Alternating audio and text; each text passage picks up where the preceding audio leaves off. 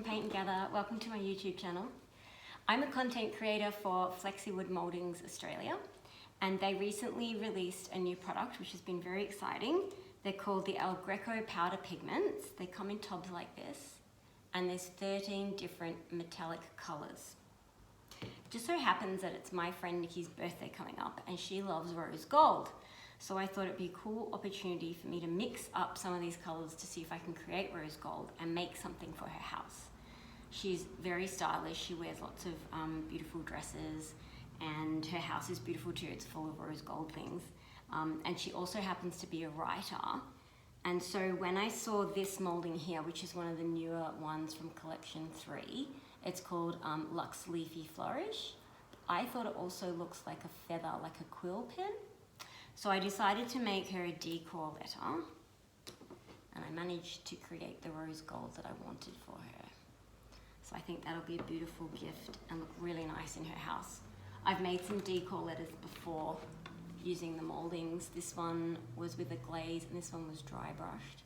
There's a video on this too if you want to see how I made that one. So today I'll take you through how I made this. It was quite easy and fun. This was actually my first experience using powder pigments, and I can understand now why people love them so much.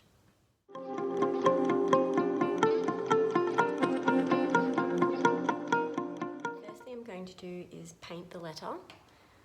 I've chosen Pureco because it has a lovely silk finish, and this is the colour Reef, which is a beautiful cool beachy blue. So I'm just going to pop 2 coats of that on. The decor letter, this one's MDF, and it has a bit of detail here. You can get simpler ones made out of cardboard, which are hollow and a bit thicker, which are also really nice. So I'm just going to lay down those 2 coats now.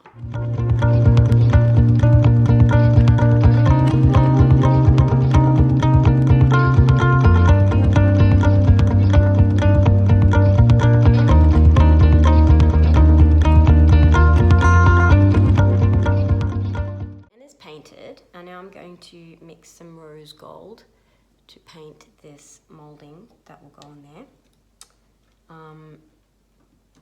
Rose gold comes in different hues or tones, as I've recently discovered. I've got this tray here, which is actually from Kmart, I think, and it says on there that it's copper look, but as you can see from here, it's more of a rose gold than a copper, and I really like this and think it will go well with the blue of the N. So I'm going to try and recreate this. So it helps if you already have an object to try and match to it. So I'll start with the copper, and then I'll try adding Byzantine gold, which is also called like an old gold, as a vintage tone to it. There's a few different golds in the Greco range, but I think that's the one to go with. And then maybe some white, the brilliant white, or I could try just copper and brilliant white together. So I'll have a bit of an experiment and see how I go. And I'm gonna do that on a plate so maybe we can compare the different tones that we come up with. Otherwise you can just mix straight into the plastic cup. That's for when you add the varnish or the wax to it. For getting them out of the containers and mixing them together, there's a few different things you can use. You can just use like popsicle sticks, or these like bamboo takeaway spoons. I've got some spoons like from my daughter's old cutlery sets when she was like a toddler. You can tell I've used them a lot. Well, the other day I picked these up from a discount shop near me. You can use that to add varnish to the powders as well. So there's different sort of ways you can mix it together. Okay, so let's start. I'm just gonna open the copper here.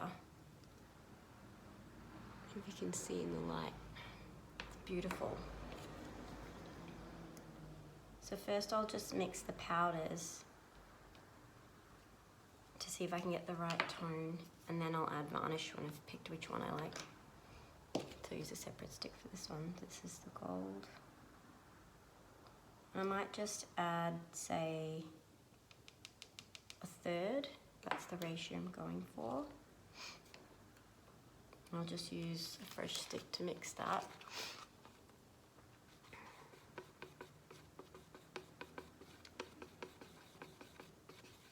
It's definitely changing. but I still think it's a bit dark. Oh yeah. I'd call that rose gold. Definitely. I might add a bit of white to that. Maybe same again, about a third. Let's see what happens there.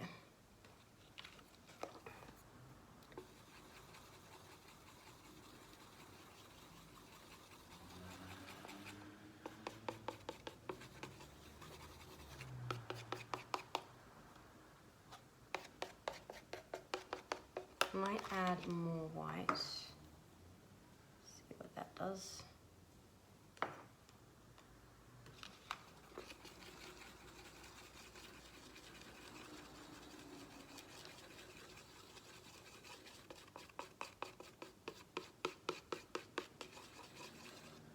That sort of made it more of a cool rose gold,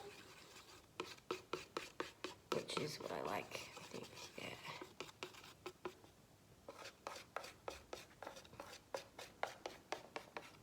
So what I'll do is I think that's what I want to do. I'll just show you with some of the plain copper next to it how that's changed. I don't know if you can see there in the light, it's definitely changed it quite a bit, and it's more of a cool rose gold now. Let's try the copper with the white just to see how that compares. Maybe I'll do 50-50, I think, yeah.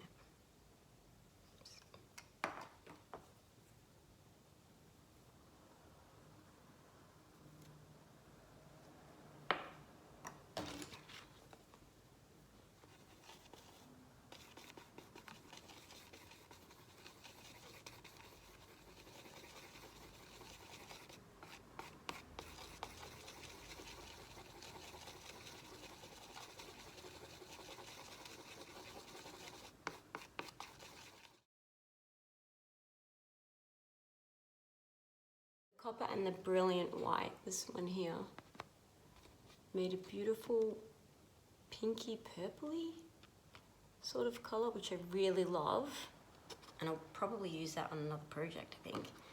But I'm going to go for my original mix because that matches the tray best. So now I know what I'm going to do. I'm going to mix it straight into the cup.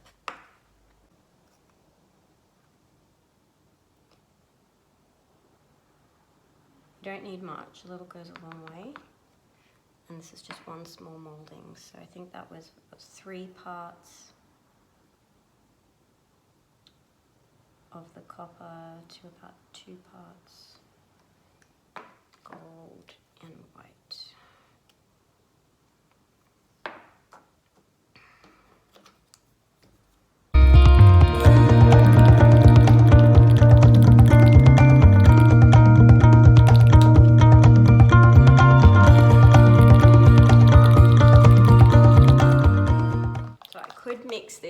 This powder here with wax if I wanted to, but for this project I'll use varnish. So I'll be using the Greco gilding varnish, which you can buy with the powders, but you can use other brands of varnish so long as it's water-based.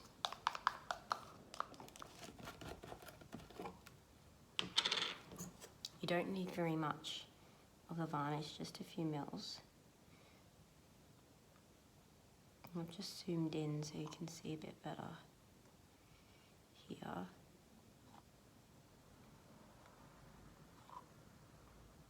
Just go carefully with that. You can see already. Looks like molten metal. It's gorgeous. All right.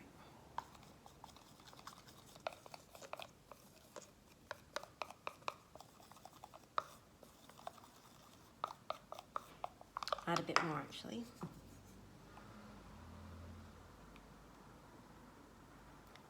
If you make too much, like have leftovers from your project, or you don't get to finish your project in one day, you can actually store the made up mixture for 24 to 48 hours in an airtight container. FlexiWood tested that, so that's good. Look at that. That is just beautiful.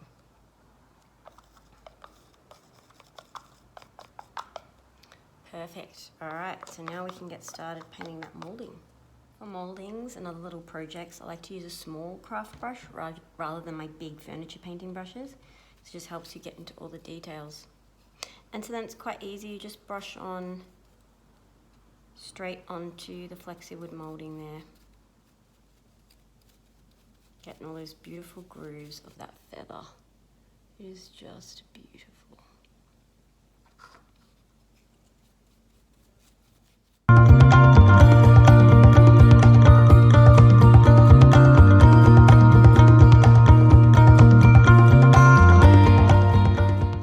Now I'm going to glue the moulding onto the letter.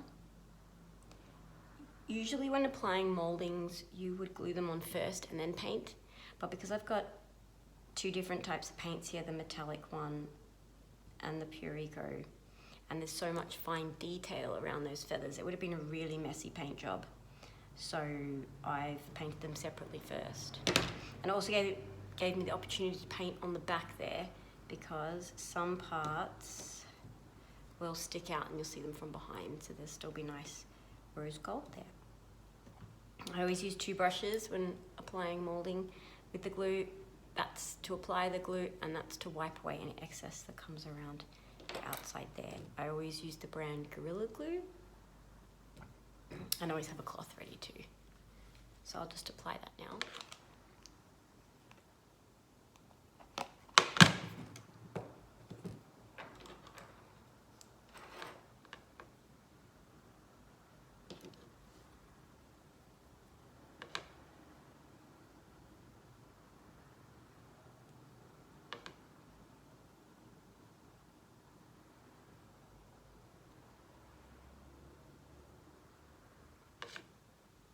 So I just spread it all around to the edges.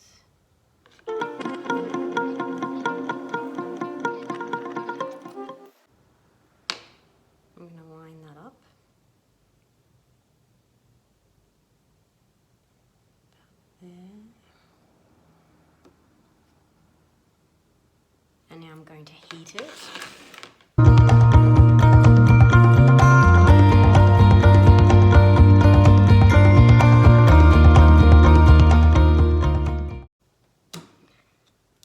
Heating it helps the moulding lay flatter against your surface in case there are any parts that were a little bent, or as most of the case your surface isn't quite flat.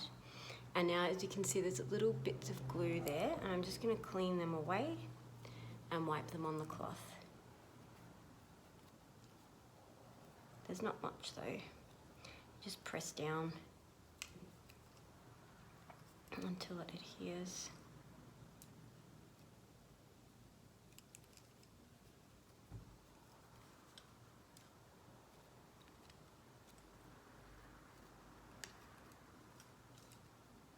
It's looking good at the back as well.